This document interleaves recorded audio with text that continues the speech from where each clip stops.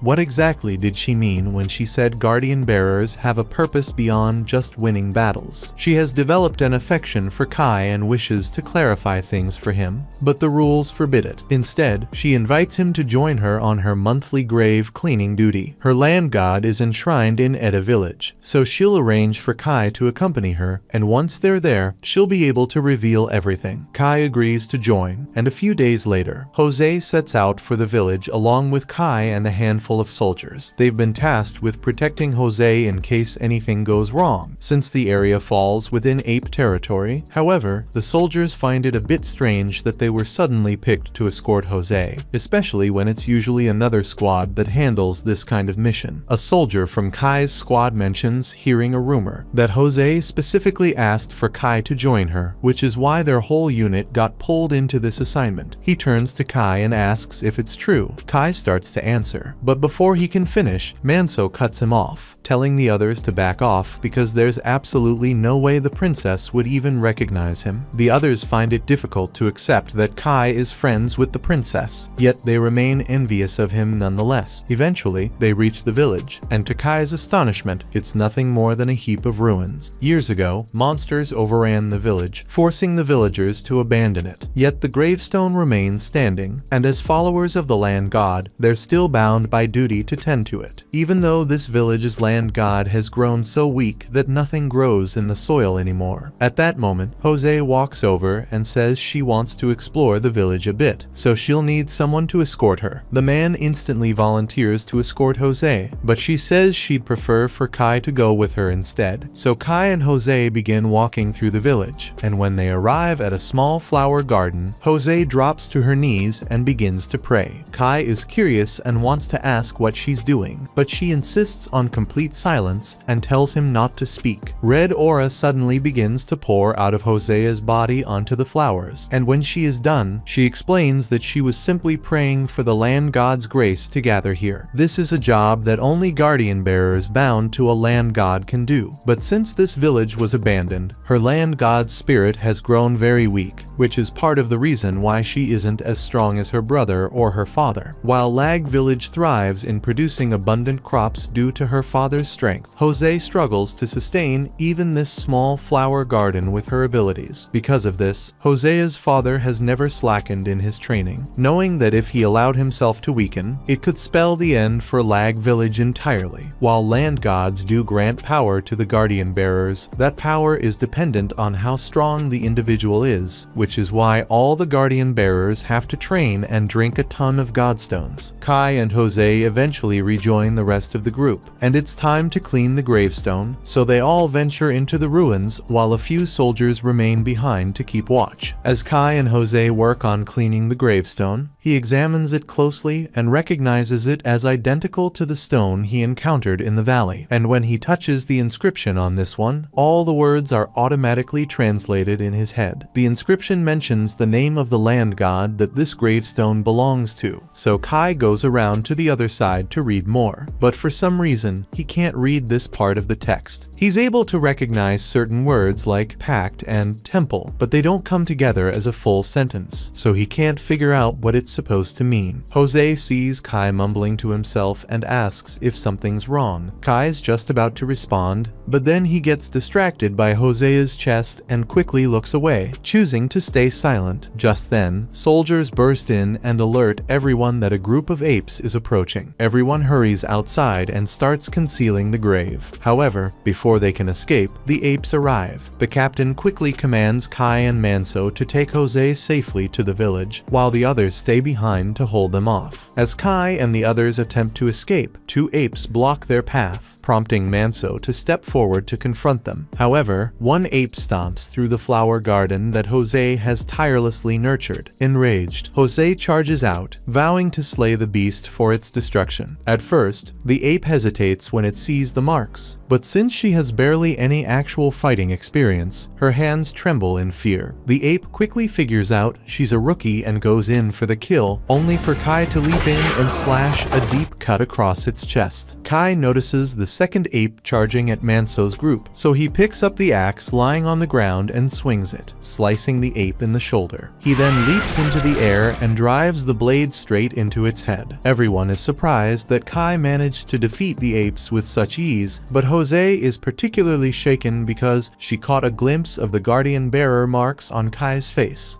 After making it back to the village of Lag, Jose gets scolded by Olha, who's furious after he heard about her nearly getting herself killed in battle. He shouts that this is precisely the reason he disapproves of her fighting alongside the soldiers. However, the village chief steps in to calm him down. What matters most is that Jose is unharmed, but for the time being, they should concentrate on boosting patrols around the area, especially with the inspector's arrival approaching soon. Olha agrees and goes off to notify the soldiers about the updated patrol schedule. Once he's gone, Jose turns to her father and apologizes for all the trouble he's caused. But Moloch isn't upset. He's already been filled in on everything that happened, including how Kai took down two monkeys all by himself. So now he's just eager to see what Kai will do next. Meanwhile, Kai is busy taking care of a few chores when some of his friends grab him. They're giving him a hard time because ever since the expedition to Ida village, people have been calling Kai a hero for rescuing Jose. On top of that, there are even rumors going around that Kai and Jose grew really close during their time out there. Some of the girls notice what's happening and assume the boys are just fooling around like usual, but Elsa can't seem to look away from Kai. The others pick up on this and figure she must actually have feelings for him. They start teasing her, joking that if she doesn't make a move soon, someone else might swoop in and take Kai for herself. A few minutes later, Jose walks up to Kai and asks if they can speak alone. Even though he has no clue what she wants, Kai agrees, and the two of them head into a nearby alley to talk. To start, Jose makes sure to properly thank Kai for rescuing her life during the incident, but she also brings up something else. She could have sworn she spotted a divine crest on Kai's face when he was battling those monkeys. Now, after studying him up close, she's sure it must have been her imagination. After all, what are the odds that Kai just happened to become a guardian bearer out of nowhere? Her defeat in battle made her realize how weak she truly is. That's why she's decided to dedicate herself fully to training in order to become stronger, and she expects Kai to start joining her every morning from now on. Kai isn't thrilled about being dragged into Jose's training routine, but he can't bring himself to turn her down, so he reluctantly agrees to train with her each morning. Meanwhile, Kai's friends have been secretly spying on him from behind a tree this entire time. They have no clue what he and Jose are discussing, but they're all incredibly jealous that Kai gets to spend time with her. Later on, Kai goes about his usual routine